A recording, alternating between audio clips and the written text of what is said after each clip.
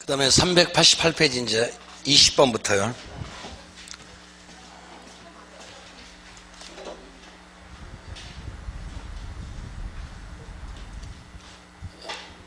거기 보시면 이제 계산 문제입니다. 이게 원가 방식은 복선가액 구하세요. 계산 문제 나오기가 쉬워요. 근데 일반적으로 거기도 공식이 사실 다 있죠. 근데 그 공식을 외우기가 좀 어려워요. 그래서 공식을 외우지 마시고 논리적으로 합시다. 이것도요. 이게 말을 조금 이해하시면 될 것 같아요. 결국에는 여기는 뭘 구합니까? 첫 번째는 나오는 것은 제조원가 요 놈에서요. 빼기요. 그 다음에 감가 누계액이었죠. 감가 누계액 아니면 또는 감가액이요. 요놈 빼고 나면 나오는 게 여기가 이제 복선 가격 요거죠. 일단은. 그래서 요 놈에서 나올 수 있는 말은 경우수 딱 세 가지인데 맨 첫 번째는 얼마라고 어쩌니까 몇억 원입니다. 일단 적어줄 수 있죠. 예를 들어서 뭐 10억이다 20억이다 적어줄 수도 있고, 두 번째는 어떻게 주냐면은 단위가격, 예를 들어서 평당값이 얼마입니다. 제곱미터당 얼마입니다.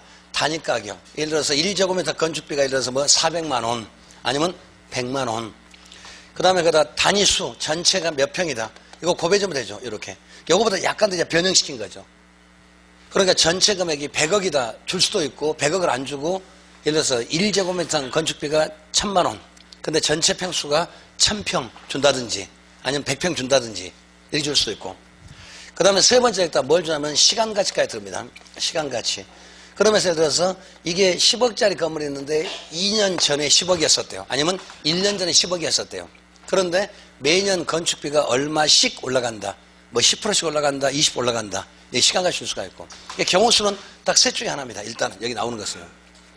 그 다음에 이쪽에서 이제 맨 처음에 하는 게 첫 번째가 총감가예요. 그럼 한번 총감가를 한번 따져보자. 총감가액은 어떻게 되면 제조원가 요놈에서요. 요놈에서 빼기요. 그 다음에 잔가액 아니면 잔가율. 제조원가 빼기 그 다음에 여기에 잔가액이 나올 수도 있고 아니면 잔가율이 나올 수도 있습니다. 여기 잔가액, 잔가율이라는 말은 남아있는 가치액이니까 내용요소 다 끝나고도 안 없어지는 가치가 있을 수가 있죠. 만일에 10억짜리 건물인데 잔가액이 10%래요. 그럼 90%는 내용요소당 없어지고 10%는 끝나고 나도 남아있으니까 그건 빼지 마세요.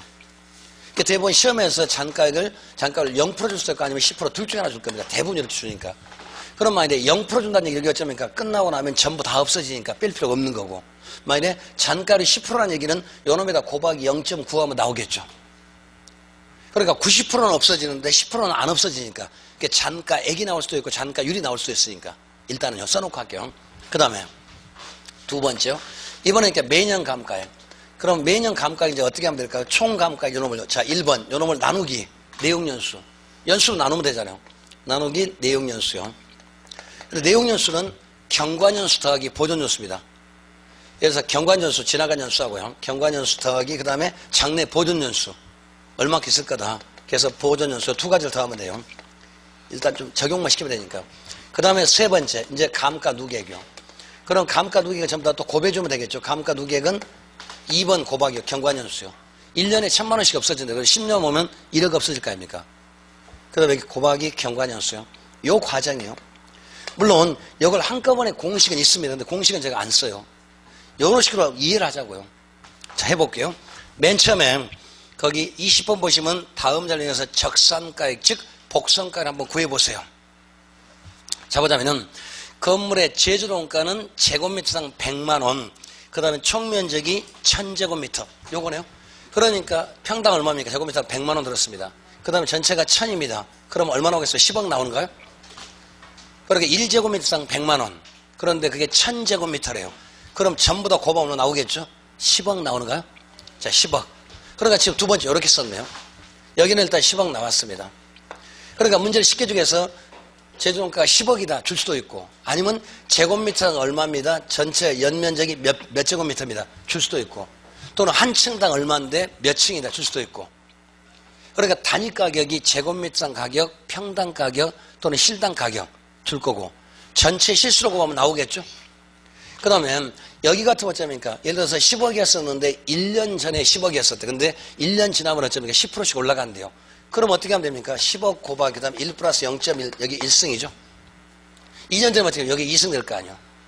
그러니까 이승 되면 1.21 나오겠죠. 근데 3년 이상 안 줍니다. 두고 보세요. 항상 2년까지는 줍니다. 5년 아예 안 줄 거고. 왜 그럴까요? 1 곱하기, 그죠? 1.5 곱하기 2개는 어쩌니까 금방 되는데 3번은 잘 안 된다니까요. 또 소수점 2개, 3개 나오면 안 되기 때문에 대부분 1년 아니면 2년 줍니다. 거의 원칙이. 3년 이상은 주지 않아요. 줘도 상관없는데. 그러니까 제조원가를 구하는 방법은 자, 3가지 방법이 있습니다. 첫 번째는 얼마라고 딱 명시해 줄 수도 있고 100억이다 할 수도 있고, 두 번째는 거기 있는 것처럼 제곱미터당 얼마입니다. 평당 얼마입니다. 전 제곱미터가 몇 제곱미터입니다. 고발한 얘기. 단위가격 단위수. 그 다음에는 시간같이 구할 때는 분명히 1년 지난 전에 했었는데 1년마다 건축비가 20% 오른다. 대부분 10% 줄 겁니다. 20%나 10% 오른다 이렇게 줄 거니까. 그러면 거기 같으면은 지금 건물의 제조원가가 제곱미터당 1제곱미터당 100만 원. 그게 단위 가격이에요. 거기다가 전체 총면적이 1000제곱미터죠. 그러면 100만 원 곱하기 1000 하면 얼마 나옵니까? 그 얘기죠. 곱하니까 10억 나왔죠. 일단 나왔고요. 그 다음에 두 번째 이제 총값과 따져보가요. 그런데 보면은 경제내용수가 지금 10년입니다. 근데 유효경과수 지금 2년 지났죠. 그리고 뒤에 보니까 정액법으로 하고 잔가율은 제로. 그러면 여기 어쩌니까 제로란 얘기는 10년 지나면 10억이 다 없어집니다. 그 뜻이죠. 그러니까 구제 총감가액은 10억 빼기 제로니까 이건 얼마 나왔습니까? 총감은 10억이 나왔죠. 이제. 그 다음에 그러면 1년에 얼마씩? 자, 10억 나누기 지금 몇 년입니까? 10년이니까. 내용요소 10년 나왔잖아요. 그러면 1년에 1억씩. 그죠? 그러면 이제 1억 곱하기, 그 다음에 경과요소가 몇 년 지났습니까? 너무 쉽네요. 그러면 2억 빠졌으니까 10억 빼기 2억은 얼마게요? 그 뜻이네요. 그럼 8억 나왔네요. 가장 기본 스타일이 이거예요. 그러니까 이 모형을 조금 익히시자고요. 가장 간단한 모형이 이거니까. 그러니까 먼저는 뭐 구하세요? 제조원가 한번 구해보세요. 두 번째는 이 과정을 좀 거치는 겁니다. 물론 우리 교재에는 공식을 외워서 하셔도 상관없습니다. 근데 공식이 기억나 가서 안 외워질 건데요. 또 시험장 가서 기억이 안 날 건데요. 아마 틀림없이. 남은 좋아요. 그건 편할 대로 하세요. 그런데 이렇게 순서 총감가 이렇게 나오는데 이 말로 이해하는 게 조금 더 빠를 것 같아서 이렇게 말씀드리고 있으니까 이 3가지 방법이요. 첫 번째 총감가액은 전체 제조원가에서 감가액 빼세요. 잔가액 빼세요. 잔가액 있으면 빼주면 되고 없으면 안 빼주면 되고, 또 잔가율 나올 때는 대부분 제로 나오든지 10% 둘 중에 하나입니다. 만약에 잔가율이 10% 나온다면 10%는 덜 빼라는 얘기니까. 그러면 어쩌니까 10억에 10%니까 1억이죠. 그러면 1억 빼니까 얼마나 나오니까 9억 나오겠죠. 아니면은 제조원가 10억 곱하기 0.9 하시든지 10% 안 빠지니까 90% 빠질 거 아닙니까? 맞죠? 만약에 잔가가 20%다 그러면 여기는 어쩌면 0.8 하면 되겠죠. 그럼 8억 나오잖아요. 이렇게 하시든지 상관없으니까. 자, 나왔습니다. 그럼 여기 8억 나왔다 가져갑시다. 그럼 8억을 어쩌니까 예를 들어서 또 10년이니까 그럼 10년 나누면 또 8천만 원 될 거 아닙니까? 그러면 또 경과로서 2년이니까 8천만 원하고 2년이니까 1억 6천이겠죠. 그럼 10억에 1억 6천 빼니까 그죠? 8억 4천 나오구만요. 그러니까 잔가율이 높아질수록 복선가율이 커진다 작아진다? 커질 수밖에 없죠. 덜 빠지니까. 이 과정이에요. 그러니까 이 과정을 지금 한번 연습을 해볼 필요가 있어요. 이렇게요. 이게 제일 쉬운 방법이에요. 물론 내가 이해하고 내가 알면 쉽죠. 모르면 어렵지만. 물론 공식을 외웠을 수도 있어요.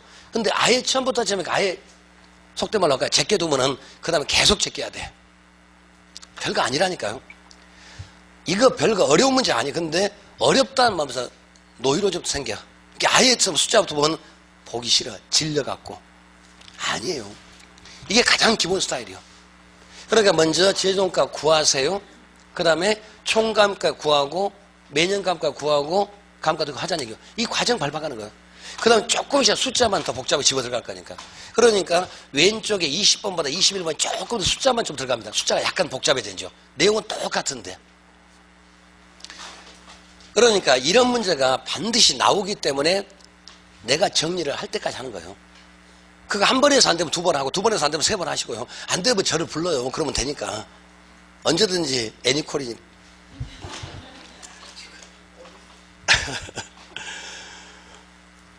그 다음에 한번 해볼까요? 21번. 다음 자료를 이용해서 1년 전 자가건설한 대상보다 기준시점 현재 적산가격을 한번 구해보세요. 자, 맨 처음에 준공시점은 2015년 1월 1일입니다. 그 다음에 평가 방식은 정액법. 문제를 쭉 보시면은 정률법은 딱 하나 나오고 대부분 다 정액법입니다. 그거는 정액법을 연습하시면 돼요. 그 다음에 표준건설비가 100만 원. 자, 제조원가는 표준건설비에다 통상부대비용을 더합니다. 그 다음에 그러면서 그 100만 원이 뭐가 있냐면 수급인의 적정이온 제곱미터 15만 원이 포함된 금액입니다. 그러니까 표준건설비는 100만 원인데 표준건설비는 직접공사비, 간접공사비, 수급인의 적정이온 더해서 표준공사비 나오겠죠. 근데 그 100만 원에 지금 15만 원 포함됐다는 얘기입니다. 근데 만일의 경우요. 여기 100만 원에는 수급인의 적정이온 15만 원 포함이 안 됐습니다. 그러면 115만 원 써야 맞아요. 수급인의 적정이 들어가야 되니까. 여기까지 오신 거죠? 그러니까 제조원가는 그죠? 표준공사비가 있고 그 보면 표준공사비가 있고 그다음에 통상부대비용 두 개로 구성되어 있어요. 표준공사비, 통상부대비용. 그다음 표준공사비 안에 가면 직접공사비가 있고 간접공사비가 있고 수급인의 적정 이윤입니다. 그러니까 그쪽에서 표준공사비 문제 나올 수 있는 것은 수급인에 포함됐다 안 됐다 요거가 장난치니까 포함이 안 됐다 그러면 더해 주시고 포함됐다 그러면 할 필요 없어요. 그래서 거기는 일단 100만 원이었으니까 포함이 됐다는 얘기요. 그 다음에 그 밑에 보시면은 도급인의 별도의 부담하는 등기비용은 통상 부대비용이 20만 원. 그러니까 제조원가 지금 평당 얼마나 씁니까? 120만 원의 뜻이에요. 제조원가는 아까 제조원가 단위값이 얼마? 평당 120만 원. 표준공사비가 100만 원이고 거기에 수급인의 15만 들어가 있고 그 다음에 다른 등기비용이나 등등 통상 부대비용이 20만 원. 그래서 제곱미터당 120만 원 들어갔어 그 얘기죠. 그러니까 이쪽에서 단위가격에 100만 원 딱 써줬는데 이번엔 단위가를 약간 풀어놨잖아요. 그 차이밖에 없으니까. 아까 앞쪽 문제에서는 단위가격 얼마 딱 줬었는데 이번엔 그 단위가를 풀어놨어요. 조금 더. 단위가격 안에 들어가면은 예를 들어서 저 표준공사비가 있고 통상부대비용이 있는데 표준공사비가 얼마, 통상부대비용이 얼마 두 개 나눠놨잖아요. 두 개를 다 하니까 120 나왔죠. 그 다음에 그리고 어떻게 보니까 건축비는 또 어쩌니까 매년 그 다음에 10% 상승해서 기준 시점이 1월 1일입니다. 그러니까 작년도에 만들었는데 그때는 제곱미터당 120만 원이었었는데 지금은 10% 올라서 이제 12만 원 더 더해졌을 거 아니에요. 그럼 132만 원 될 거 아니에요. 10% 올라갔으니까. 그 금방 계산할 수가 있으니까. 그러니까 2015년 1월 1일 할 때는 표준공사비가 제곱미터당 120만 원이었다. 근데 1년 지난 1년에 10%씩 올라간다. 그럼 120만 원 10% 올라가니까 12만 원 올라갔다는 뜻이겠죠. 그건 구제하자면은 120이요. 곱하기 1 플러스 0.1이죠. 구제하자면은. 그러니까 이게 원본 이렇게 되니까 아니면 120 곱하기 1.1 하든지 똑같으니까. 그러면 120, 130이 나오지 않는가? 120만 원 10%니까 12만 원이 간단하니. 그럼 130이 나온 거죠. 그러니까 결과적으로 제 단위가 뭡니까? 132만 원입니다. 요 뜻입니다. 이제 여기까지 왔어요. 그 다음에 제곱미터가 몇 제곱미터? 보니까 1000제곱미터니까 그러면 13억 2천 나온가? 일단은 132 곱하기 그 다음에 1000 한번 해보세요. 그러니까 얼마 나오겠죠. 그 다음에 1000제곱미터니까 그러면은 13억 2천이요? 나오죠? 그러니까 앞쪽 문제와 차이점은 아까 바로 20번 문제에서는 여기에 얼마 딱 떨어지게 줬던 거죠. 근데 이번에 그걸 안 줬습니다. 약간 풀어가지고 공사비 항목별로 좀 풀어놓은 거예요. 그래서 표준공사비가 얼마다, 부대비용이 얼마다. 그런데 어디까지? 요거까지 시간까지까지 좀 들어갔잖아요. 그런데 1년마다 얼마씩 올라간다. 그래서 원래가 120만 원이었는데 10% 올라서 132가 됐습니다. 여기까지 오신 거죠? 그러면 제곱미터당 132만 원 들어갔어요. 거기다가 그 다음에 곱하기 얼마입니까? 1000제곱미터니까 그러면 이제 곱하면 얼마 나오겠죠? 그럼 13억 2천 맞아요? 네. 그래서 이제 여기가 13억 2천 나왔습니다. 그러니까 20번하고 20번의 차이점 이게 제일 어려운 문제예요. 좀 까다로운 문제. 아까 20번에서는 전체가 단위값이 얼마 딱 떨어지게 줬잖아요. 근데 이번엔 안 줬어 그거를. 그러면서 구성요소를 표준공사비가 얼마고요. 그 다음에 통상부대비가 얼마고요. 그거 뭐 포함되고 어쩌고 이제 말을 끼워 넣었잖아요. 그러면서 1년 전에 얼마 오릅니다. 경우수를 지금 만들어가는 거예요. 그래서 일단 여기는 13억 2천 나온 거 맞죠? 여기까지만 일단. 그 다음에 요거 합시다. 이제 두 번째. 그 다음에는 그럼 여기다 집어넣어보자고요. 총 공사비가 지금 얼마나 제조원가가 13억 2천 맞죠? 그런데 빼기 잔가액 잔권 있는가 보자고요. 있어요 없어요? 있을까 틀림없이. 근데 잔가율이 얼마라고요? 10%. 그러면 요놈의 13억 2천의 10%는 빼세요 그 말이죠. 안 없어지니까. 아니면 13억 곱하기 0.9 하시든지. 그럼 여기 1억 3,200 빼라 그 소리겠죠. 그럼 자 빼고 나면 얼마나 오겠습니까? 11억 8,800인가요? 원래 빼보니까 맞아요? 야, 아마 이거 나올 거니까 빼보면 11억 8천, 11억 8,800. 맞죠? 그러니까 아까보다 숫자가 점이니까 딱 몇 억 안 떨어지고 했잖아요. 조금 숫자만 복잡할 따름이죠. 그 다음에 그러면 이제 전체가 점이니까 감가가 11억 8,800입니다. 그러면 여기다 또 집어넣어봐요. 그러면 11억 8,800 그러면 내용 요소가 몇 년인가 보자고요. 자, 몇 년 나왔습니까? 50년이죠. 왜냐하면은 경과년수 1년, 남은 연수가 49년이니까 요게 1년, 요게 49년이니까 아까는 그냥 내용 요소 10년 딱 줬는데 이게 문제를 점점 풀어가는 거거든요. 아까보다 좀 더 가지수를 막 치고 있는 거죠. 경우수는 따라가니까. 그러면 여기가 50년이니까 나누기 50 한번 해봅시다. 그럼 얼마 나오죠? 도와주시와요. 올리브 2,300 얼마 나오죠? 그럼 해보면은 2,376만원 맞죠? 그럼 1년에 얼마씩요? 2,376만원씩 없앤다는 얘기죠. 숫자만 좀 복잡해져. 방법은 똑같으니까. 그 다음에 그러면 이제 감가 누계는 어떻게 할까요? 1년에 2,376만원 그런데 고박 1년이겠죠. 그렇게 나왔으니까 그러면 감가 누계가 어쩌니까 2,376만원 나왔네죠. 그러면 13억 2천 빼기 그 다음에 2,300 0.2376을 빼봅시다. 그러면 액수 나올 거 아닙니까? 이게 방법은 똑같다니까요. 근데 20번과 21번 차이는 약간 난이도가 틀려져요. 20번은 숫자가 몇 억 딱딱 떨어지게 좋습니다. 근데 오른쪽은 21번은 좀 안 떨어지게 복잡하게 만들어놨네요. 근데 이렇게 문제가 나와요? 안 나와요?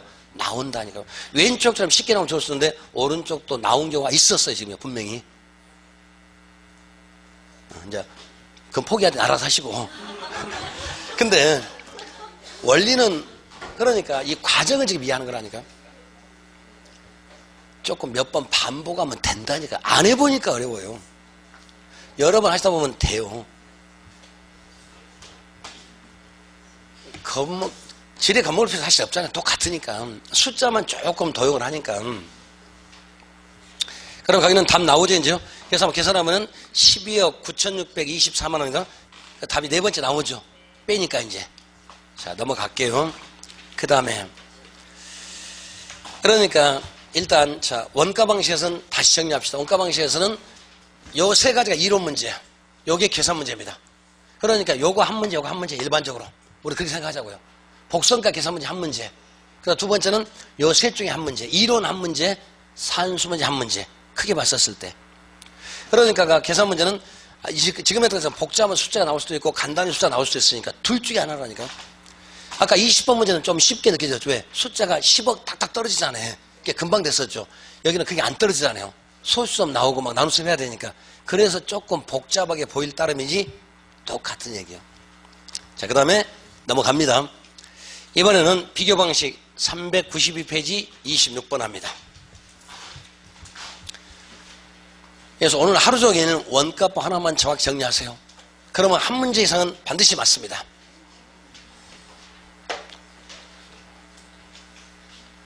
그러니까 제 과목은 늘 말씀드리지만은 듣는 걸로만 끝내면 내 것들이가 좀 쉽지 않습니다.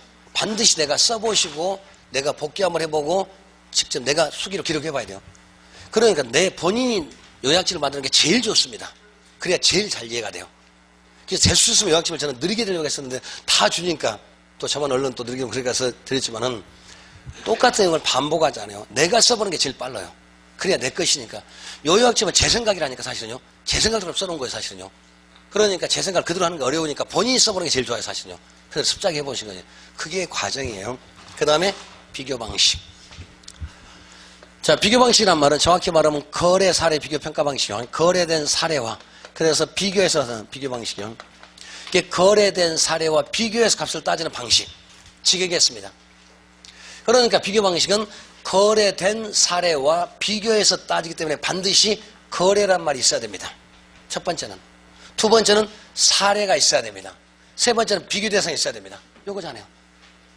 그러니까 내 것하고 비싼 부동산이 얼마에 팔렸으니까 그 녀석과 비교해서 내 것은 얼마쯤 요렇게 굳이 말하자면 거기도 예를 들어서 제가 5층짜리 건물 5년 된 건물 일산권에 상가에 있다고 가정합시다. 예를 들어서 5층짜리고 5년 됐고 일산권에 상가에 있다고 가정하자고요. 그러면은 요 녀석이 얼마 된가 한번 따져보려면 맨 먼저 뭐 해야 되겠습니까? 거래 사례를 먼저 모아야 되겠죠. 그게 정상이잖아요. 그렇기 때문에 원가 방식은 거래, 사례, 비교이기 때문에 거래가 되는 것, 안 되는 것, 이제 말뜻이 거래가 되는 것만 되지 거래가 안 되는 것은 어렵다는 뜻이잖아요. 말 그대로니까 거래된 사례와 비교해서 하기 때문에 그럼 거래가 되어져야 됩니까? 거래가 됩니까? 안 됩니까? 거래가 안 되는 물건은 어렵다는 뜻이죠. 그죠? 두 번째는 사례가 있어야 돼요? 없어야 돼요? 그럼 없으면 안 돼요. 그러니까 관공서 건물 같은 거래가 안 되고 사례가 많아요? 적어요? 그죠? 그러니까 주거용 주택은 대부분 비교법을 많이 쓰는 건 맞아요. 근데 농촌에서 쓰기 어려워요. 왜? 사례가 적으니까. 맞죠? 그러니까 신도시에서는 비교법보다는 원가법이 더 좋을 수 있고 오래된 도시에서는 원가법보다는 비교법이 더 잘 쓸 가능성이 높은 거죠. 이해하신 거죠? 그 다음에 도시에서는 일반적으로 비교법을 많이 씁니다. 그런데 5억짜리 10억짜리 아파트는 좀 쉬운데 200억짜리 단독주택은 어렵습니다. 왜요? 사례가 부족하니까. 200억짜리 300억짜리 막 대형주택 고급주택이 자주 팔리죠. 그게 부족하니까 말 그대로 좀 생각하는 거예요. 거래란 말, 사례란 말, 비교란 말, 평가란 그 네 마디 가지고 말하는 거예요. 제목까지 다 만들어내니까. 그게 반드시 거래가 돼야 된다. 그럼 뒤집어보면 거래가 안 되는 물건, 안 되는 지역 그런 것들은 어렵습니다. 맞죠? 두 번째 사례가 있어야 됩니다. 그럼 사례가 없는 물건, 없는 지역은 또 곤란하다. 맞죠? 또 비교가 돼야 되니까 그럼 비교 대상이 없으면 또 안 된다는 얘기. 맞죠? 그래서 첫 번째 뭐 하냐면 사례 수집. 가장 먼저 사례 먼저 모아요. 내값 비싼 사례 먼저 모아야 되겠죠. 근데 사례는 어디에서? 동일 요거니까 비교 대상이니까. 동일 수권 내 인근 지역 및 유사 지역. 그럼 왜 동일 수권 벗어나면 안 되냐? 비교가 안 되니까. 그래서 사례는 맨 첫 번째 어쩌니까 동일 수권형. 그러니까 요거 하나도 동일 수권 됩니다. 정확히 요거 가지고 문제 될까요? 사례는 인근 지역에서 구해야 됩니다. 아니에요. 인근적이 좋다는 말이지 인근적에서 만구하라는 소리가 아니죠. 인근적 안 되면 유사죠. 우리 동네가 제일 좋아요. 안 되면 옆 동네, 안 되면 도시 전체. 근데 도시를 벗어나면 안 됩니다. 왜? 비교가 안 되니까. 비교할 수 없으니까. 그러니까 거래란 말, 사례란 비교로 요 세 마디 갖고 말을 다 만들잖아요. 거래가 무슨 말, 사례가 무슨 말, 비교가 무슨 말. 거기서 다 출발이요. 그 제목만 잘 이해하면 다 되니까. 별거 아니라니까요. 근데 안 들어봤으니까 생소해서 그래. 우리가 늘 하는 게 아니잖아요. 똑같아요. 그러니까 사례 수반 되기는 먼저 어쩌니까 인근지역, 그 다음에 두 번째는 유사지역이요. 이렇게 가야 되겠죠.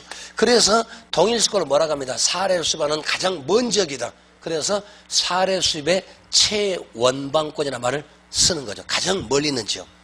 그러니까 사례는 동일 수권을 벗어나면 안 돼요. 왜? 비교가 안 되니까. 그러면 평가하기 어려우니까. 맞죠? 자, 그럼 사례가 어쩌니까 수없이 게 많이 있다고 합시다. 자, 있는데 그 중에 하나 어쩌니까 자, 선택했습니다. 그 다음에 사례 선택. 그러면 하나를 선택했어요. 근데 사례는 어떤 걸 선택할까? 먼저 가장 좋은 사례 선택하는 거 맞겠죠. 정상적이고 함정시장이 이루어진 사례 그러면 좋겠죠. 그런데 일반적인 사례가 정상적이고 함정이 이루어진 사례가 많을까요? 그렇지 않는 사례가 더 많을까요? 99% 다 틀린 사례입니다. 만약에 정상적 함정 사례가 많다고 합시다. 평가할 필요 없잖아요. 그게 안 되니까 지금 평가하는 거죠. 시장의 사례 딱딱 이루어진다니까. 정상적 함정이 전부 다 이루어진다면 굳이 평가할 필요가 없는 거죠. 안 되기 때문에 골라내는 거니까. 그래서 사례는 함정 사례 먼저 구하는 게 맞다. 근데 없으면 어떻게 합니까? 비슷한 놈이라 골라야 돼. 그러니까 사례가 정상적 함정이고 좋은 거 골라야 되는데 그런 사례가 거의 없다니까. 다 빼다 보니까 전부 다 빠지다 보니까 전부 다 빠질 겁니다. 그래도 뭔가 좀이라도 끈지가 있는 거 구해야 될 거 아닙니까? 그게 비교 가능성, 보정 가능성 뜻이에요. 그러니까 사례는 어떤 거? 비교 가능성. 요거요. 또는 아니면 보정 가능성. 비교 가능성, 보정 가능성. 요것만 있으면 어쩝니까? 됩니까? 됩니까? 되죠. 그러면 이 말을 뒤집어 봅시다. 비교 가능성, 보정 가능성. 그것은 틀려도 된다, 안 된다? 된다는 뜻이에요. 비교만 하면 되니까. 그러니까 하자는 사례는 흠이 있거나 특별한 어떤 사정이 있거나 그다음 흠이 있으면 된다, 안 된다? 돼요. 원칙은 아닌데 예외적으로 돼요. 원칙은 하자가 흠이 있으면 됩니까? 안 됩니까? 안 되겠죠? 그런데 고르다 보니까 아무것도 없다니까요. 그러면 약간이라도 하자가 있거나 흠이 있거나 뭔가 있더라도 된다, 안 된다? 되는데 조건이 반드시 뭐를? 요걸 줘야 돼. 요 가능성을 줘야 돼. 이게 비교의 전부예요. 그러니까 요 말 뜻은 비교 가능성이 있으면 되지 똑같으라 그 말이 아니죠. 그러니까 비교법을 정확히 읽어보면 동일한 또는 유사한 사례이지 동일한 그리고 유사한 사례가 아니죠. 동일한 그리고 유사한 사례가 아니라 동일한 또는 유사한 사례 분명히 그렇게 나와요. 그러니까 동일하면 금상첨화 또는 아니어도 돼. 대신에 얼마만큼 아닌가 그거는 보여주세요. 그걸 비교 가능성, 보정 가능성이라고 그래요. 강매로 됐대요. 하자가 있대요. 근데 그 하자가 얼마나 하자였는지 모른대요. 그러면 보정이 안 되잖아요. 뭔가 잘못 거래가 됐대요. 그럼 잘못 거래가 됐을 때 잘못 거래된 게 중요한 것이 아니라 얼마만큼 잘못된 걸 보여주면 어쩝니까? 고칠 수가 있으니까. 된 거죠? 그래서 사례 선택은 사례수에서 가장 합리적이고 정상적으로 구하는 게 원칙입니다. 그런데 현실은 그런 사례가 없어요. 없으면 어쩝니까? 약간만 비슷해도 된다. 대신에 틀려도 좋아요. 그런데 어느 정도 틀렸는가 그거는 보여주세요. 그래야지 더하든지 빼든지 할 거 아니에요. 어느 정도 틀렸는 거를 갖다 사례 어떤 그러니까 사제의 개입 정도를 모른다면은 얼마나 개입이 되는 거를 모른대요. 그러면 어떻게 고치겠습니까? 개입 정도는 알고 있어요. 강매로 됐든 그럼 얼마만큼 강매인가 그거는 보여줘야지 고치거나 할 거 아니에요. 무조건 강매래요. 5%인지 100%인지 200%인지 1000%인지 모르면 어쩌요? 고칠 수가 없는 거 아닌가? 말뜻이 됐죠? 그래서 결국 비교 방식 요 안에서 요 말에서 다 나옵니다. 자, 골랐습니다. 고른 다음에 이제 뭐 하겠습니까? 이제 사례를 보정해야 되겠죠? 이제 고치는 과정이요. 과정이 몇 가지요? 사정 보정, 시점 수정, 지역용, 개별론 4가지가 있습니다. 이런 과정을 거쳐요. 그래가지고 고친 다음에 이제 뭐 하겠습니다. 나오는 값을 시산값이라고 그래요. 이 값을 시험상으로 산재 가격, 시산가격 이렇게 여기 나와요. 그래서 나온 값이 이제 비준가격 또는 아니면 유축가격, 비교하여서 준거로 삼는다게 또는 아니면 유축가격이요. 요거죠. 그러니까 비교 방식 제일 중요한 골자가 사실 요겁니다. 요 4가지 말을 이해하는 거예요. 사례 수집합니다. 선택합니다. 보정합니다. 자, 가격 만듭니다. 그러면 사례 수집이란 말이 무슨 말이고 그 다음에 선택이 무슨 말이고 보정이 무슨 말이고 그거 이해하는 게 전부예요. 그러니까 이런 과정을 우리 평소에는 잘 안 하잖아요. 사실은요. 안 해봤으니까 모르는 건 당연한 얘기죠. 그러니까 제 과목이 안 좋은 과목이에요. 늘 말하지만. 근데 그 말만 좀 엮어가면 굉장히 쉬운 과목도 돼요. 뻔하다니까요. 그 원리 그대로 넘어가니까. 개론 어렵지 않아요. 쉬워요. 대신에 그만큼 오셔야만 쉬워. 그죠? 알면 쉽잖아요. 다른 어떤 것도 논리적입니다. 그 다음에 자 해봅시다. 그 다음에 이제 뭐부터 하냐면 자 이거부터 합시다. 사례를 자 모았습니다. 자 그런데 모으기 모았는데 자회사하고 모기업에서 물건을 사고 파는 사례입니다. 뭔지를 모르는데 자회사 모기업에서 사고 팔았대요. 자 이게 무슨 말이냐면은 현실 시장은 대부분 올바로 된 사례가 있는 게 전부 다 틀린 사례입니다. 자회사 모기업이라는 말은 전부 다 개별사에 개입돼서 뭔가 잘못된 사례. 그러니까 우리가 사고 파는 가격은 시장 가격이지 시장 가치가 아니잖아요. 맞죠? 그러니까 자회사에서 모기업 말은 우리가 일반적으로 물건을 사고 팔 때는 그야말로 정상적이고 다시 말하면 출품계나 합리성, 거래 자연성, 정통성, 통상성 요 4개가 완벽히 이루어진 상태에서 거래되는 것이 많아요. 그렇지 않는 사례가 많아요. 거의 99% 99%는 다 깨진 사례입니다. 즉 그걸 하나 써놓은 거예요. 그게 자회사 모기업할 수도 있고 뭐 강매할 수도 있고 아니면 조직폭력배한테 뺏길 수도 있고 아니면 그저 내부자 거래할 수도 있고 여러 가지 종류가 있으니까 일단 써놓고 얘기를 할게요. 자 이거를 뭐라고 하냐면은 사정보장이라고 그래요. 그러니까 사정보장이라는 말은 거래 당사자가 어쩌니까 특별한 사정, 당사자에게 특별한 사정이 분명히 있을 거다. 사정 있을 거다. 이거를 그런 사정이 없다고 원래 고치는 것을 뭐랍니까? 사정보장이라고 하죠. 그러니까 현실적인 거래는 대부분 거래 당사자들끼리 개인적인 욕심이라든가 여러 가지 것 때문에 특별한 사정이 개입되기 쉬울 거다. 그래서 그렇게 하다 보니 가격이 잘 못됐을 거다. 그러면은 그런 사정이 없던 상태로 이렇게 고친다면 이거를 뭐라고요? 사정보정. 일단요. 사정보정이라는 말 처음 나왔습니다. 그 다음에 두 번째. 이번에 그 물건은 2000년 1월 1일 날 팔렸대요. 근데 오늘은 2017년 7월 18일입니다. 그러면은 요때 시점하고 요때 시점이 시간적으로 흘렀기 때문에 요건이 같을까 틀릴까요? 일단은 같지 않을 것 같아요. 그래서 이거를 뭐라고 하냐면 거래 시점이라고 그래요. 거래 시점. 그 다음에 오른쪽으로 뭐라면 기준 시점. 그러니까 저는 평가가 어쩌니까 지금 오늘 가치를 알고 싶지 요때 값을 알고 싶은 게 아니잖아요. 그래서 이걸 요렇게 바꾸는 것을 우리 뭐라고 하면 시점 수정. 이게 때 시자니까 시간을 바꾼대요. 그래서 그는 시점 수정이라고 그럽니다. 그러면 시점 수정이 또 무슨 말이고 왜 하는가 또 따져보자고요. 별거 아니니까. 많은 생소한데 우리 논리하고 똑같이 돌아가니까. 그 다음에 세 번째, 이번에는 그 물건은 제2상권에 있었는데 제 물건은 지금 제1상권에 있대요. 그러면 제 물건하고 지금 뭐가 틀립니까? 위치가 지금 틀리잖아요. 이걸 따진 것을 지역요인 비교라고 합니다. 이걸 지역요인 비교. 일단요. 그 다음에 제 거는 지금 5층짜리 5년인데 그 물건은 10층짜리 10년, 10층짜리 10년이나 갑시다. 그 다음에 제 거는 5년입니다. 이거는 개별요인 비교를 이렇게 말해요. 일단은 네 가지가 있습니다. 그래서 맨 처음에는 사정보장이라는 말이 무슨 말이에요? 이 말부터 이제. 사정보장이라는 말은 거래 당사자들끼리 사고 팔 때는 지네들끼리 사정이 있어서 아마 정상적 가격으로부터 떨어지고 왜곡됐을 거다. 그거를 그 사정이 없다면이고 올바른 상태로 돌아온다면 그거를 사정보정. 그렇기 때문에 사정보정은 맨 처음에는 시장 가치화입니다. 시장 가치화. 또는 거기 정상 가격과 적정 가격 같은 말이에요. 시장 가치와 또는 정상 가격과 적정 가격화.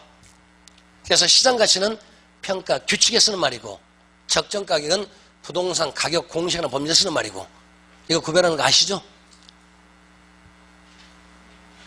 시장 가치니까 감소가 규칙이니까 규칙이 있으니까 규칙에 쓰는 말. 지난주에 다 말했잖아요. 지난주에 제가 10번 얘기할 때 말했잖아요. 앞쪽에서. 그 다음에 적정가격. 그러니까 시장 가치와 적정가격 똑같은 얘기라니까. 대신에 시장 가치는 어디서 쓴다? 평가 규칙에 써요. 규칙에서. 평가 규칙에서는 어쩌니까 요거 있으니까 시장 가치. 우리 이렇게 외우자고 그랬잖아요. 그 다음에 부동산 가격 공시. 가격 나왔어요. 이건 뭐다? 적정가 하자는 얘기. 다른 단서 없다고 그랬잖아요. 부동산 가격 공시. 가격 나왔으니까 가격 공시에서는 적정가격으로만 쓰는 거고. 이거 저기 앞에 10번에서 말씀드렸는데 그걸 어디서만 썼냐면은 356페이지 10번 11번 말할 때 말씀드렸어요. 거기 11번 말씀드려서 그 밑에 써놨구만. 밑에 보냐. 밑에 써진 거 아니에요? 그 밑에 써진 거 아닌가요?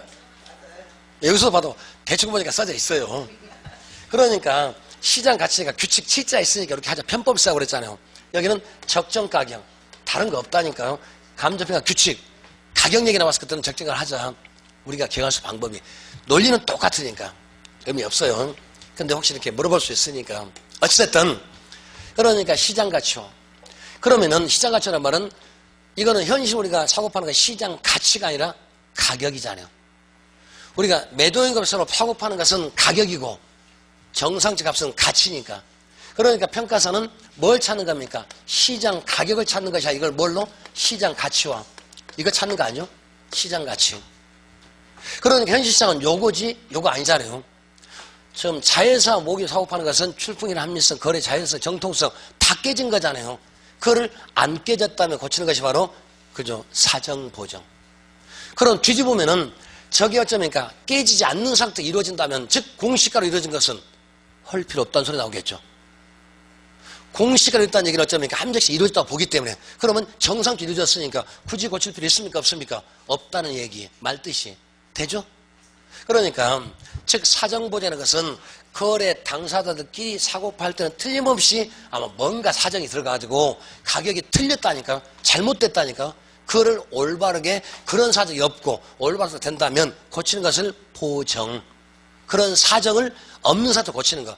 즉 불합리한 시장을 합리적 시장으로 비전형적 시장을 전형적 시장으로 잘못된 시장을 올바른 시장으로 고치는 것을 사정보정이라고 합니다. 여기까지 오셨죠? 그걸 다르게 말하면 시장 가치화라고 한다. 또는 다르게 말하면 정상 가격화, 적정 가격화라고 합니다. 그래서 정상 가격화용. 그러니까 현실 시장에서는 정상 가격으로 이루어졌어요? 안 이루어졌어요? 안 이루어졌으니까 바꿀 거 아니에요. 현실 시장에서는 시장 가치로 이루어진 것이 아니라 가격으로 이루어졌으니까. 또는 적정 가격으로 이루어졌으면 안 이루어졌습니까? 적정 가격으로 안 이루어졌으니까 이렇게 만드는 거 아니에요. 여기까지 되는 거죠? 그래서 이쪽에서 이제 나올 수 있는 것은 항상 사정보정을 하는 것이 아니라 정상 가격으로 또는 함정시장에서 이루어졌거나 또는 공시가로 이루어진 것은 사정보정할 필요 없어요. 된 거죠? 그러니까 사정보정을 왜 합니까? 지네들끼리 사정에 개입돼서 잘못됐으니까 그거 없이 정상된다면 고치는 거니까. 그럼 정상적으로 이루어진 사람에는 사정보정 할 필요 없는 거죠. 사정보정 반드시 하는 거 아니잖아요. 말뜻이. 여기까지 오신 거죠? 두 번째. 그 다음에 시점성이라는 말은 무슨 말이냐면은 요때 상황을 요때로 바꾸는 겁니다. 그래서 첫 번째는 시점성은 첫 번째는 사례 물건. 그 다음에 사례 물건의 뭐를? 사례 물건의 거래 시점 지수. 거래 시점이요. 사례 물건의 거래 시점. 거래 시점에 그 다음에 시장 상황. 시장 상황이요. 또는 아니면 다른 말로 가치 형성 요인. 이때 가치 형성 요인이요. 형성 요인을 그 다음에 뭘로? 사례 물건의 그 다음에 기준 시점. 기준 시점에 요렇게. 그렇기 때문에 사정보정이라는 말은 뭘 고치냐면은 거래 상황, 매매 상황이 잘못됐으니까 올바로 고치는 거죠. 즉 거래 당사자들끼리 요것이 들어가서 잘못했으니까 고치는 거니까 사정보정은 거래 상황을 또는 아니면 매매 상황을 어쩝니까? 거래 상황, 매매 상황을 올바로 고치는 거죠. 거래 상황에 대한 보정이고 매매 상황을 보정하는 거죠. 거래가 암적으로 이뤘다면 안 고칠 건데 거래가 불합력이 됐으니까 매매 상황이 잘못됐으니까 고치는 것이 바로 사정보정. 자, 그 다음에 맨 처음에는 요겁니다. 그러니까 시점성은 다 시점성이 끝났습니다. 무슨 값이죠? 시점성 끝난 것은 사례 물건의 값은 사례 물건입니다. 첫 번째가. 그러니까 시점성 끝난 것은 사례 물건의 값이지 대상값이 아니고 시상가가 아닙니다. 사례 물건이 그때가 아니라 사례 물건이 지금이라면 그런 시점성까지 거친 것은 뭘 고쳤으면 시점성 끝났습니다. 대상부터 값 되는 것이 아니라 사례 물건을 올바로 고치는 거죠. 사례 가격이요. 그러니까 사정보정 시점 요 두 가지는 뭘 고칩니다? 사례 고칩니다. 사례요. 그러니까 사정보정 시점성 끝난 것은 사례가 정상적이고 사례가 올바로 된 것이 아직 시산값이다, 대상값이다면 100% 틀립니다. 말뜻이. 이해하셨을까요? 분명히 어쩌니까 사례 물건이잖아요. 그러니까 사정보정 끝난 것은 시상값이 됩니다. 대상값이 됩니다. 틀린 말. 아직은 아니잖아요. 사례 물건을 올바로 고치고 사례 물건을 정상화시킨 거지 아직은 시상값이 아니라니까요. 이 말 이해됐어요? 그게 키워드 지금요. 그 다음에 그러니까 맨 처음에는 사정보정 시점선을 끝난 것은 시상값이 됩니다. 틀렸습니다. 시상값이 아니라 사례값이에요. 사정보정 시점선을 끝난 것은 대상부동값을 유추할 수 있습니다. 아니에요. 아직은 시상값도 아니고 대상값 아닙니다. 사례 물건을 올바로 고친 거예요. 그러니까 1번은 사례 물건이 제대로 팔렸다면 2번은 사례 물건이 지금 팔렸다면 이 말이죠. 둘 다 사례값이지 대상값이 아니잖아요. 지금 말 뜻이. 저 에어컨 좀 틀어주세요. 껐습니까? 틀어주세요.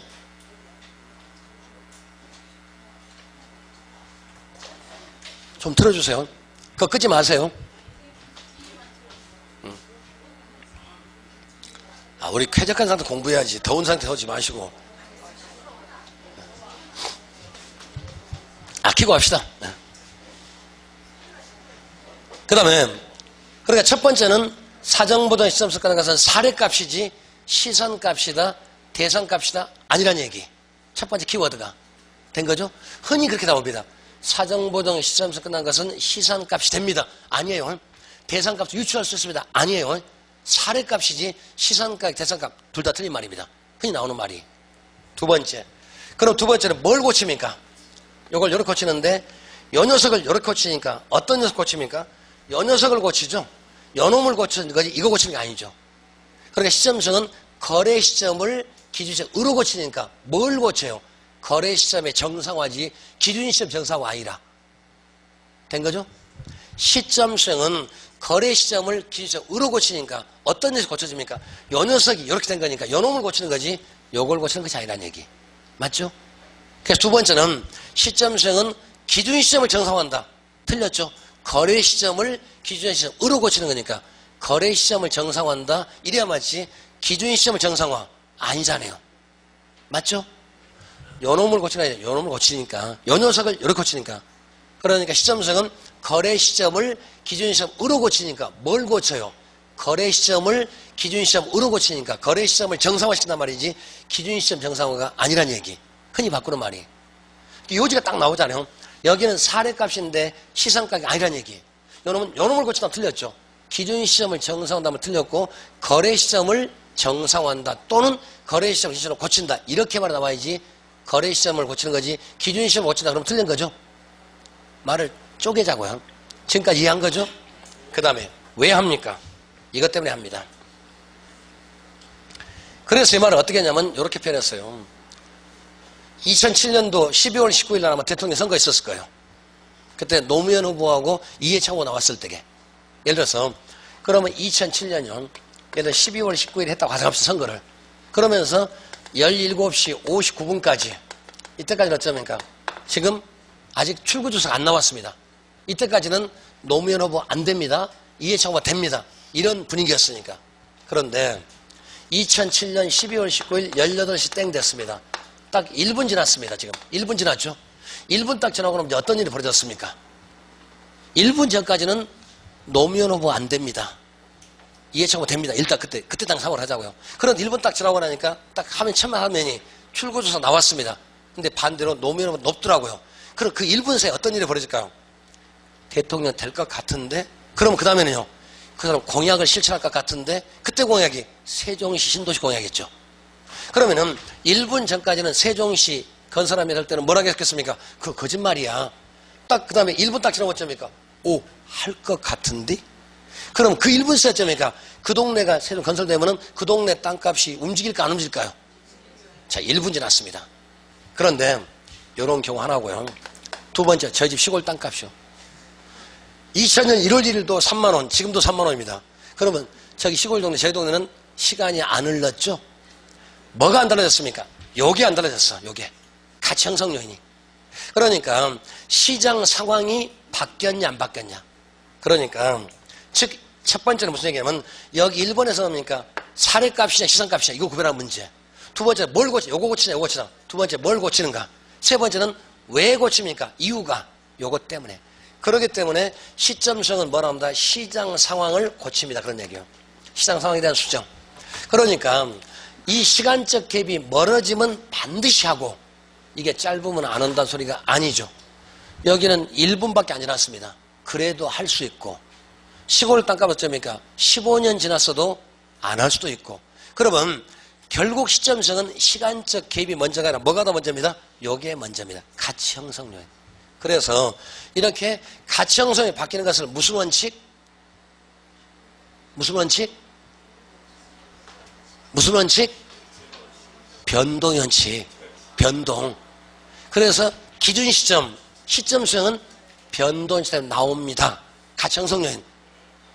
쓰러질 뻔했어요. 변동 원칙이요. 이거하고 아주 밀접하죠. 그래서 변동 원칙은 반드시 뭐가 나온다? 가치 형성이 나온다. 두 번째, 시점 수정, 기준 시점, 동태 분석. 딱 세 마디만 기억하자고 그랬잖아요. 우리 지난 시간에. 이해하시는 거죠? 변동과 예측은 또 연관관계. 변동의 원인, 예측은 결과, 인과관계. 그 얘기. 그 다음에 세 번째, 방법은 이제 어쩌니까 물가지수법 있고 변동률 적용법 등이 있습니다. 근데 주로 물가지수법을 주로 많이 써요. 일단 이렇게 해놓고요. 그 다음에 여기까지는 뭐냐면 지금 여기까지 왔습니다. 여기까지는 수정된 사례가격이요. 그러니까 사정보정 시점선 주로 뭐 중심? 전부 다 사례만 중심. 아직 대상 근처도 아직 안 왔습니다. 그래서 사정보정 시점 끝나가서 뭐냐면 수정된 사례가격이요. 수정된 사례 또는 수정된 사례가격 아니면은 그저 보정된 또는 그러니까 예를 들어서 수정된 사례가 또는 수정된 가격, 수정된 사례, 수정된 가격 또는 정상화된 사례. 이게 정상화된 사례 가격 또는 사례. 여기까지. 이게 결국은 다 뭡니까? 다 무슨 값입니까? 사례입니다. 전부 다. 맞죠? 그래서 아까 사정보정 시점선 거친 것은 시상값입니다. 틀렸어요. 사례값이에요. 수정된, 그러니까 사례가 제대로 팔렸다면, 지금 팔렸다면. 둘 다 뭐 중심? 사례 중심. 제가 이렇게 빨간색, 노란색 많이 쓴 경우 있습니까? 여기 딱 하나밖에 안 써요. 제일 중요하니까. 딱 골자가 이거니까. 그 다음에 두 번째. 그 다음에 여기는 뭐냐면 지역령 같으면 위치 유사성. 그러니까 위치 유사성이라면 위치가 같으라 비슷해라. 똑같은 건 없다니까. 그러니까 위치의 유사성. 위치만 어쩌니까 비슷하면 돼. 그렇기 때문에 인근지에서 구하면 제일 좋고 안 되면 유사지역, 안 되면 도시 전체. 대신에 그거는 벗어나지 마세요. 왜? 지역령 비교가 안 되니까. 비교가 어려우니까. 그래서 요 두 가지 뭐 중심 전부 다 이제는 대상 중심입니다. 이제는요. 그러니까 아까 사정 보정 뺄 수 있죠. 시점 수용 반드시 하는 것이 아니라 요 두 개가 똑같다면 안 할 수도 있죠. 그러니까 시점 수용은 시간적 갭이 있어서 하는 것이 아니라 가치 형성률이 달라져서 하는 거죠. 그러니까 정확히 말하면 물론 시간이 흘러가면 가치 형성이 달라지는 건 정상이지만 반드시 하는 건 아니죠. 그렇기 때문에 그러면 여기는 첫 번째는 인근지역, 우리가 사를 구할 때 인근지역에서 구할 수도 있고, 그다음 두 번째는 유사지역 구할 수도 있죠. 두 가지가 있잖아요. 자, 인근지역 구하면은 지역 요인 비교 한다 안 한다? 지역 요인 비교는 합니까 안 합니까? 안 할 수도 있죠. 왜 안 합니까? 가치 형성이 똑같고 같은 동네니까, 같은 단지니까 가치 형성이 같다고 보니까. 그런데 지역 분석 자체는 빼지 않습니다. 요건 어쩌니까 해줘야 되죠. 그러니까 지역 분석은 합니다. 그래서 흔히 어쩌니까 요거는 생략할 수 있고 요거는 하는데 거꾸로 어쩌니까 이건 반드시 해야 돼. 이거는 뺄 수 있어요. 요러면 틀립니다. 요것만 주의하자고요. 그 다음에 유사지역은 둘 다 해줘야 되겠죠. 당연히 옆 동네니까 둘 다 합니다. 그래서 제일 중요한 키워드는 요거 하나만 기억하시면 돼요. 그러니까 인근지역에서 가져오면은 지역력 비교는 뺄 수 있다. 그렇기 때문에 예를 들어서 최근에 정상적인 값으로 이루어진 것을 인근지역에서 구해왔습니다. 그러니까 최근에 인근지역에서 거래된 공시가를 가지고 왔습니다. 그러면 세 개 다 뺀다는 소리입니다. 최근이니까 할 필요 없다는 얘기죠. 그다음 인근지역이니까 할 필요 없다는 얘기죠. 공시가니까 할 필요 없다는 얘기죠.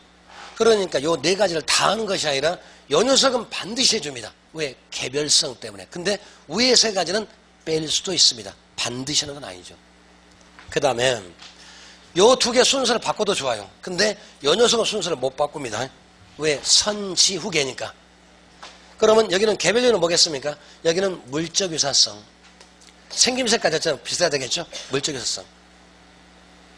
그 다음에 이제 요 두 가지 방법 안에 들어간 방법이 평점법이 있고 종합법이 있습니다. 평점법, 종합법.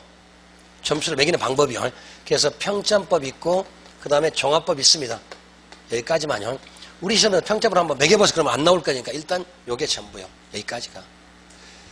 그러니까 비교 방식에서는 이론 문제가 한 문제, 그 다음에 산수 문제 한 문제 딱 두 문제입니다. 근데 이론 문제는 전부 다 이겁니다. 그러니까 언제든지 요 말만 이해하자고요. 사정보조의 무슨 말, 시점 수용 무슨 말, 지역령, 개별령 요 말만요. 그러고 나서 뭐 하겠어? 그러고 나서 이제 보정하겠죠? 여기까지 왔습니다. 그러니까 요쪽 내용은 이론 문제입니다. 그 다음에 요거는 이제 숫자로 하는 것이 바로 이제 한번 고쳐봅시다. 그래서 고치는 것이 이제 종류가 두 가지가 있는데 비교 방식에서는 사례 중심, 대상 중심. 비교 방식 뭐가 중심이에요? 사례가 중심. 사례가 얼마니까 내 것이 얼마쯤이니까. 그러면 수학에서 분모는 기준, 분자가 대상이니까, 비교니까. 그러니까 항상 사례 부동산 항상 어찌합니까? 분모로 가야 맞겠죠. 대상이 분자로 가는 게 맞겠죠. 언제든지. 그 다음에 또요. 거래 시점이 항상 어찌합니까? 분모입니다. 거래 시점이요. 그 다음에 기준 시점 항상 어찌합니까? 분자입니다. 그래서 사례 거래는 항상 분모예요. 대상 가격은 분자입니다. 대상 기준은 항상 분자. 요것만 바꿔. 요거밖에 없다니까요. 그래서 이제 비교치 집어넣기만 하면 돼. 우리 교재 엄청난 문제 많은데 전부 다 이쪽 스타일입니다. 딱 두 가지 버릴 게 없어요.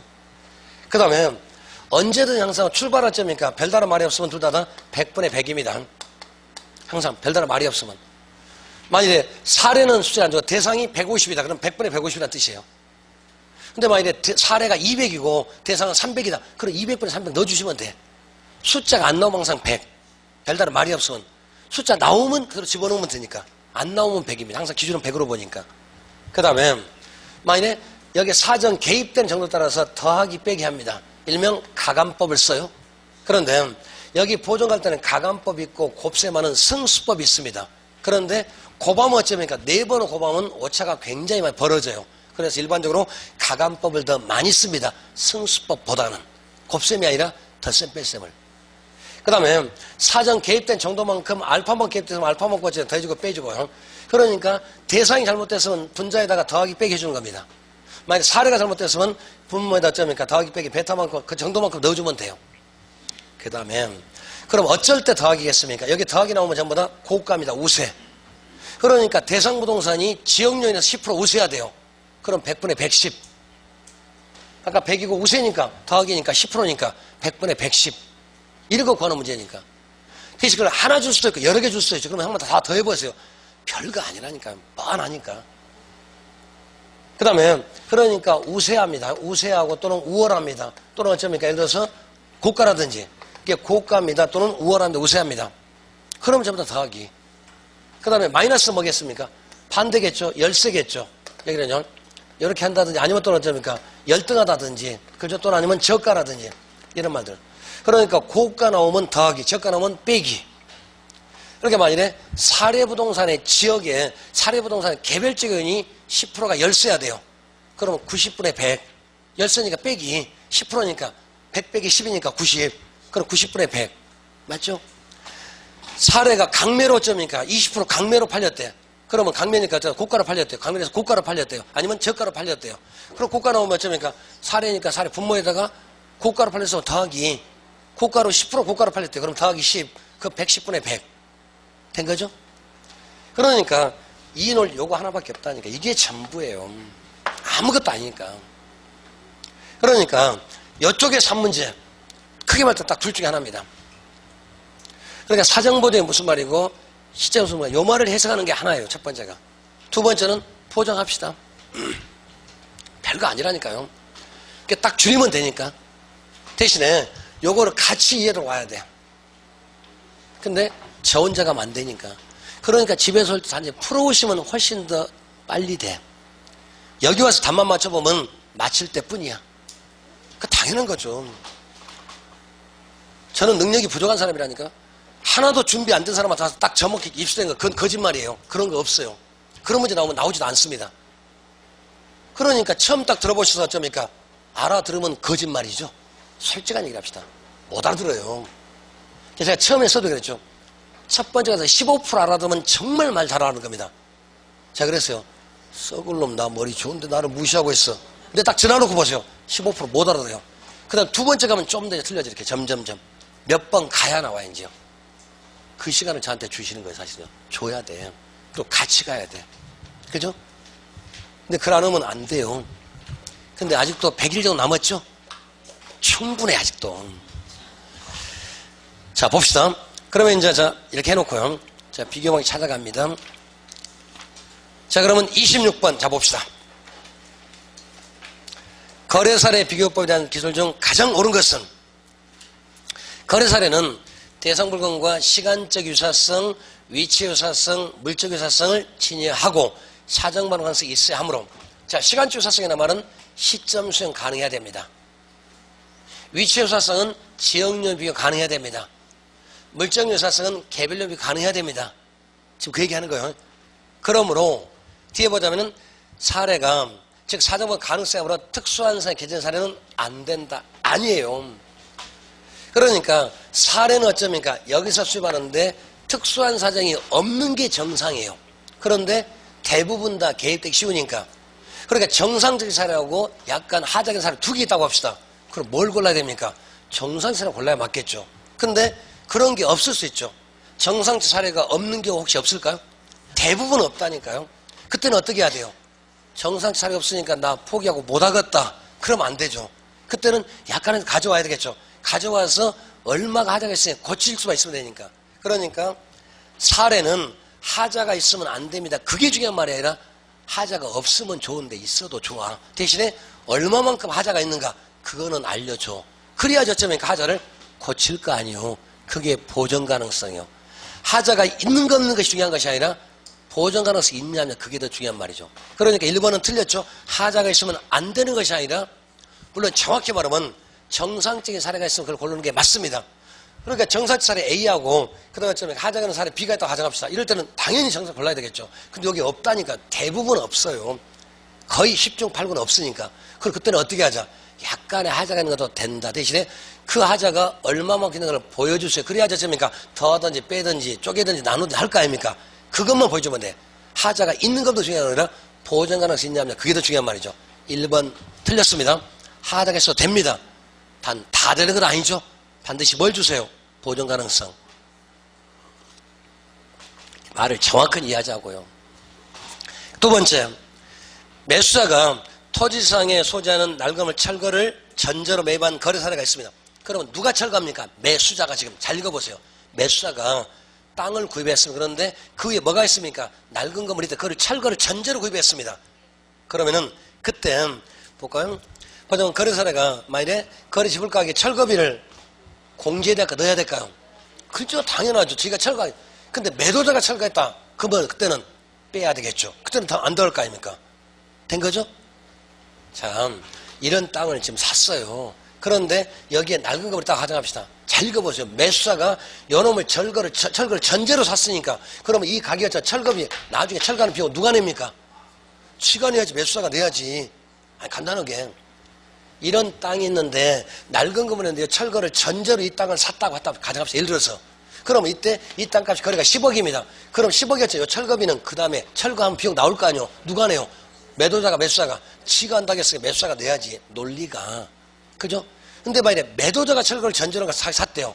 그럼 매도자가 내야 될까요? 그때는 더하는 것이 아니라 빼야 되겠죠. 철거비는 안 더해야 되겠죠. 논리가. 맞죠?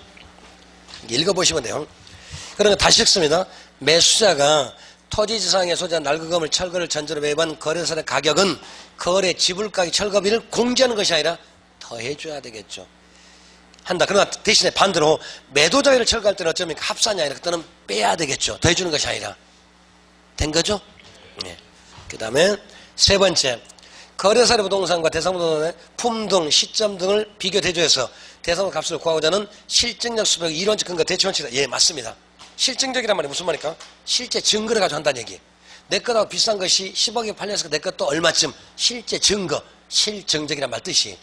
그리고 비싼 거니까 유사니까 아까 유사 나오면 전부 다 대체였죠?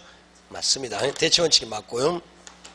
네 번째, 지역요인 비교는 동일수권 내 거래 사례 지역요인 비교가 가능한 사례를 수집해야 한다. 따라서 지역요인 비교란 그 다음에 사례보사 대상분의 물적 유사성. 지역요인 비교는 위치 유사성이죠. 지역인데 물적이 아니라. 지역요인은 위치 유사를 따지고 물적은 개별 요인이죠. 거기 물적이 아니라 위치 유사성. 보세요. 이 안에서 요거 물어봤다가 요거 물어봤다가 이렇게 하나씩 돌아가면서 물어볼 거니까요. 결국 4개입니다. 사정보정 한번 풀었다가 시점수정 풀었다가 지역요 풀었다가 그러니까 4개만 정확히 정리하자니까. 요거 정리는 분명히 한 문제 맞으니까. 그 다음에 5번째, 시점수정. 이제는 시점수정 밑으로 왔습니다. 2번째, 시점수정 경우에 거래 시장 시점 사이가 시장 상황 변동이 없으면은 아까 무엇 때문에? 요것 때문에 한다고 그랬죠. 시장 상황 변동이 없대요. 그럼 해요 안 해요? 안 할 수 있죠. 대신에 시간적 갭이 있으면 반드시 한다. 그 말도 아니에요. 시간적 갭이 멀으면 대부분 바뀔 겁니다. 근데 안 바뀔 때도 있죠. 그러니까 시간적 갭이 있으면은 일반적으로 어쩌니까 거리가 멀어지면 바뀔 거 아니에요.